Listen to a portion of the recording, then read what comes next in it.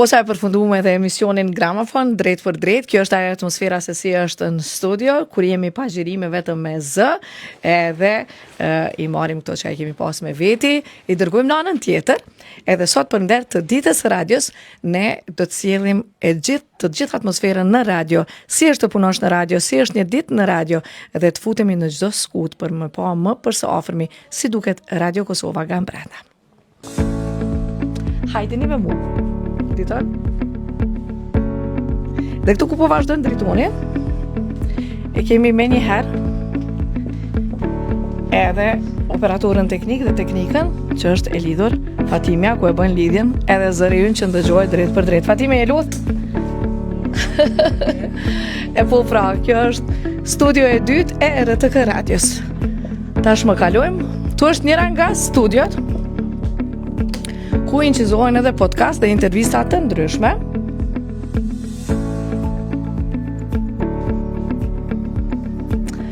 Kalojmë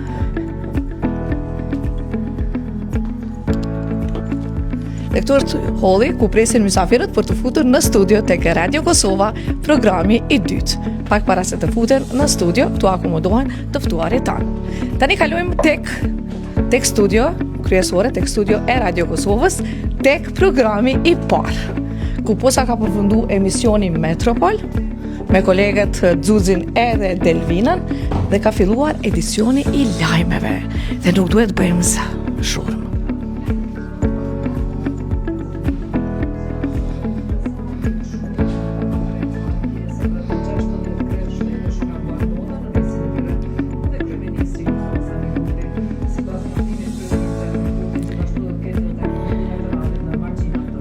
Operatori Behram Rukiqi, që me shumë vëmendje po e përcjell edicionin e lajmeve.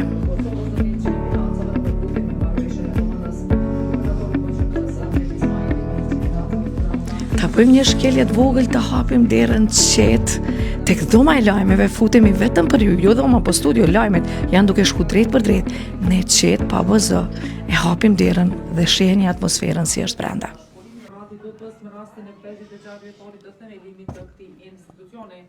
Vëkrimi simbolik shënon mbështetjen e studentëve për ish-kreve të UÇK-s, që aktualisht po përballen me procese gjyqësore në Hag. Qëndrimin publik lidhur me procesin gjyqësor në Hag, organizatorët e kanë prezantuar edhe para zyres së Bashkimit Evropian në Prishtinë. Sot shënohet dita ndërkombëtare e radios e shpallur nga UNESCO në vitin 2011. Ishte Majlinda Dota nga dhoma e lajmeve më të reja të fundit nga vendet e buta që drejt për drejt po shkonte edicioni i lajmeve. Dhe bërëm një shkelje të vogël, u futëm vetëm për ju. Shkojmë në këtë anën tjetër ku është pjesa kryesore e RTK Radios, ku janë edhe arkivat të cilat po digitalizohen. Nuk është ndonjë pamje me thënë edhe shumë e mirë, por ja vlen me u pa që çdo gjë është duke u punu. Dhe kjo është arkiva që po punohet edhe po digitalizohet, ka me mira materiale nga radiot e para në Kosovë.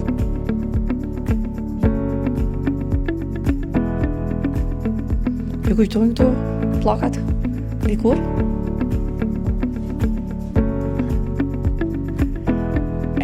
Këtu po punohet dhe çdo gjë po digitalizohet.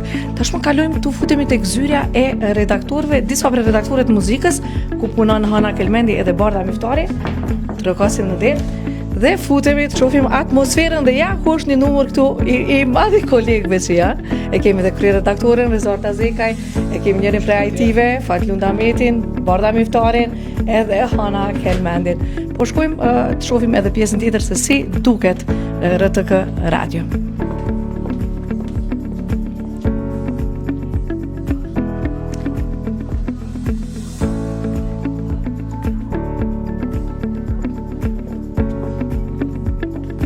E këtu janë dy monitorët e vendosur, ku shifet çdo gjë që është punuar dhe punohet në të dyja radiot.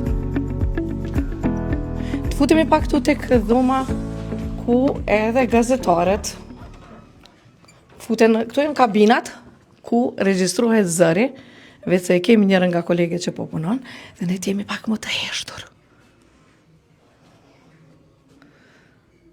Ja sa me vëmendje. Po lezon dhe çdo që po regjistrohet aty.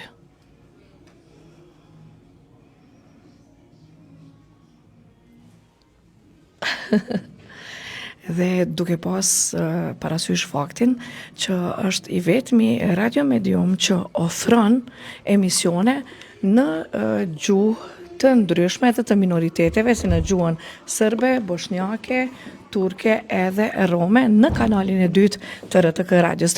Tani jemi fut në pjesën e produksionit. Të shkojmë tek produksioni, të shohim aty ku edhe realizohen podcaste të ndryshme, me të ftuar nga më të ndryshëm se si duket vendi ku xhirohen podcastet. Drejton? Po.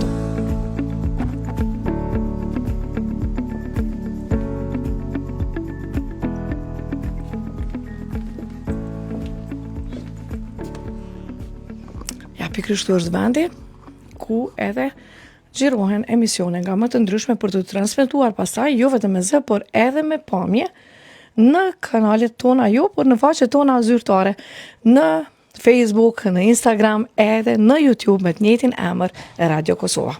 Të futemi edhe këtë pjesë, e kemi njërën prej gazetareve, Fatmire Bunjaku, dhe po i pengojmë pak në punën e tyre. Dhe ja ku është Edonis Kastrati, RTK Radio, edhe po përgatit edhe të tjera studio. Investimet reja po bëhen, sepse e dim që objekti është mjaft i vjetër, dhe diçka si shpejt, e marim si shpejt, shumë shpejt, diçka e re po vjen.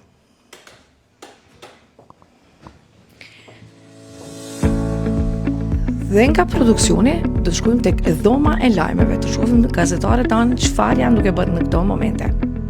Do të shkojmë të futemi tash edhe tek dhoma e lajmeve, ku një numër i madh i gazetarëve punojnë çdo ditë, qoftë në terren, qoftë edhe duke vizituar dhe intervistuar njerëz të ndryshëm për të cilë më përse afërmi të vërtetën, shpejt, drejt dhe sakt.